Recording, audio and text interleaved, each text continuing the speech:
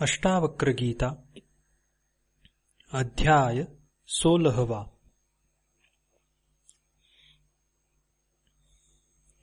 श्री अष्टावक्र कहते हैं, हे प्रिय, विद्वानों से सुनकर अथवा बहुत शास्त्रों के पढ़ने से तुम्हारी आत्म स्वरूप में वैसी स्थिति नहीं होगी जैसे कि सब कुछ उचित रीति से भूल जाने से।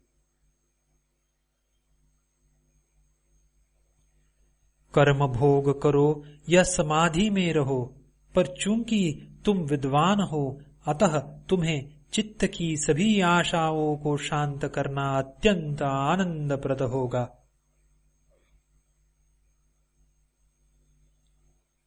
प्रयत्न से ही सभी दुखी है, पर कोई इसे जानता नहीं है। इस निष्पाप उपदेश से ही भाग्यवान व्यक्ति सभी वृत्तियों से रहित हो जाते हैं। जिसको पलकों का खोलना और बंद करना भी कार्य लगता है, उस परम आलसी के लिए ही सुख है, अन्य किसी के लिए किसी भी प्रकार से नहीं।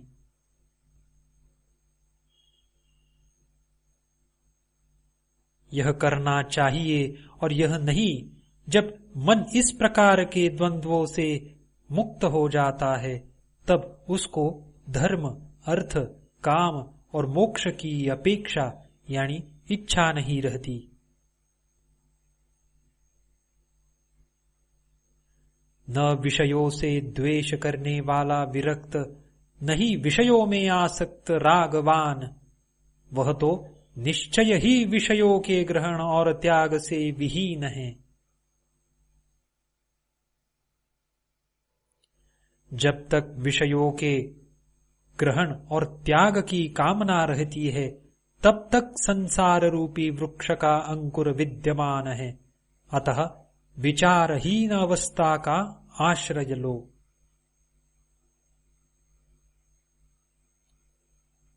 प्रवृत्ति से आसक्ति और निवृत्ति से द्वेष उत्पन्न होता है।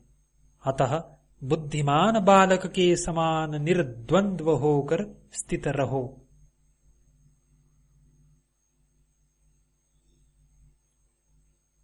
विषय में आसक्त पुरुष दुख से बचने के लिए संसार का त्याग करना चाहता है, पर वह विरक्त ही सुखी है जो उन दुखों में भी खेद नहीं करता है।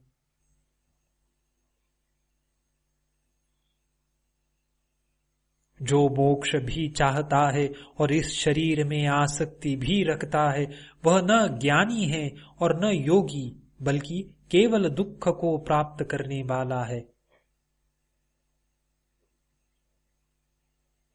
यदि तुम्हारे उपदेशक साक्षात शिव, विष्णु या ब्रह्मा भी हो, तो भी सब कुछ विस्मरण किए बिना तुम आत्म स्वरूप को प्राप्त नहीं होगे।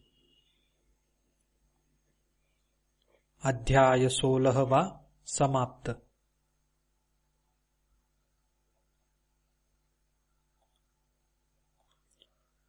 अष्टावक्र गीता अध्याय 17वां। श्री अष्टावक्र कहते हैं, उन्होंने ज्ञान और योग का फल प्राप्त कर लिया है, जो सदा संतुष्ट, शुद्ध इंद्रियों वाले और एकांत में रमने वाले हैं। तत्व को जानने वाला कभी भी किसी बात से इस संसार में दुखी नहीं होता है, क्योंकि उसका एक ब्रह्म से ही यह संपूर्ण विश्व पूर्णतः व्याप्त है। क्योंकि उस एक ब्रह्म से ही यह संपूर्ण विश्व पूर्णतः व्याप्त है। अपनी आत्मा में रमण करने वाला किसी विषय को प्राप्त करके हर्षित नहीं होता, जैसे कि सलाई के पत्तों से प्रेम करने वाला हाथी नीम के पत्तों को पाकर हर्ष नहीं करता है।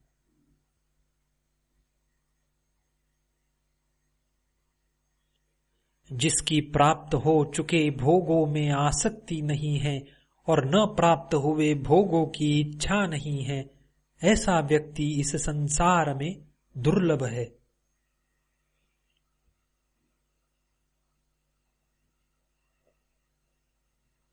इस संसार में सांसारिक भोगों की इच्छा वाले भी देखे जाते हैं और मोक्ष की इच्छा वाले भी, पर इन दोनों इच्छाओं से रहित महापुरुष का मिलना दुर्लभ है। धर्म, अर्थ, काम, मोक्ष, जीवन और मृत्यु में उपयोगिता और अनुपयोगिता की समता किसी महात्मा में ही होती है।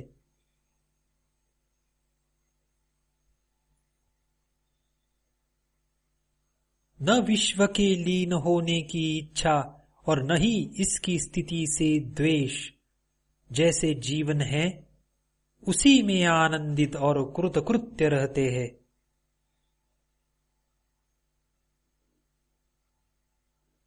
इस ज्ञान से कृतार्थ होकर बुद्धि को अंतर्हित यानी विलीन करके देखते हुए, सुनते हुए, स्पर्श करते हुए, सूंघते हुए और खाते हुए सुखपूर्वक रहते हैं।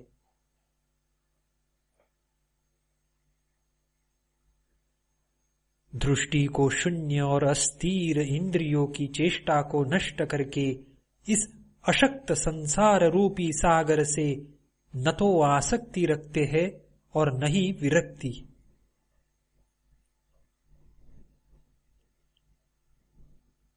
न जगता ही है और न सोता ही है, न ही आंखें खोलता या बंद करता है। आहा, उस परम अवस्था में कोई मुक्त चेतना वाला विरला ही रहता है।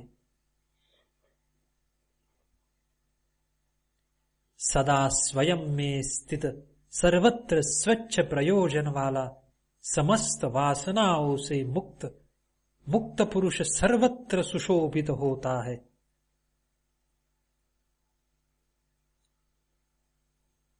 देखते हुए, सुनते हुए, स्पर्श करते हुए, सूंघते हुए, खाते हुए, लेते हुए, बोलते हुए, चलते हुए, इच्छा करते हुए और इच्छा न करते हुए, ऐसा महात्मा मुक्त ही है।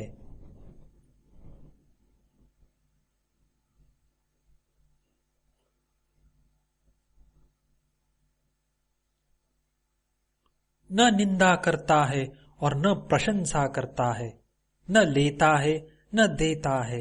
इन सब में अनासक्त वह सब प्रकार से मुक्त है।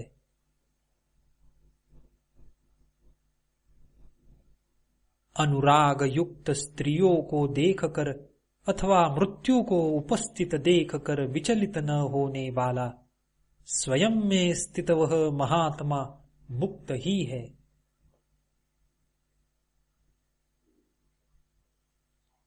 धीर पुरुष सुख में, दुख में, पुरुष में, नारी में, संपत्ति में और विपत्ति में अंतर न देखता हुआ सर्वत्र समदर्शी होता है।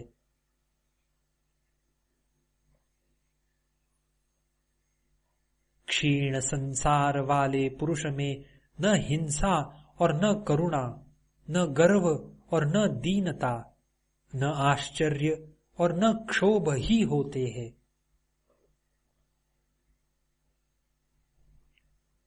मुक्त पुरुष न तो विषयों से द्वेष करता है और न आसक्ति ही, अतः उनकी प्राप्ति और अप्राप्ति में सदा समान मन वाला रहता है।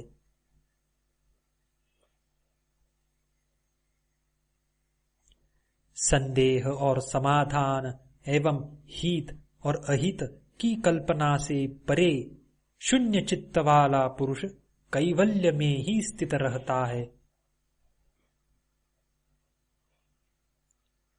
ममता रहित, अहंकार रहित और दृश्य जगत के अस्तित्व रहित होने के निश्चय वाला, सभी इच्छाओं से रहित, करता हुआ भी कुछ नहीं करता। कोई भी मन की मोह, स्वप्न और जड़ता से रहित प्रकाशित अवस्था को प्राप्त कर मन की इच्छाओं से रहित हो जाए। अध्याय 17वां समाप्त।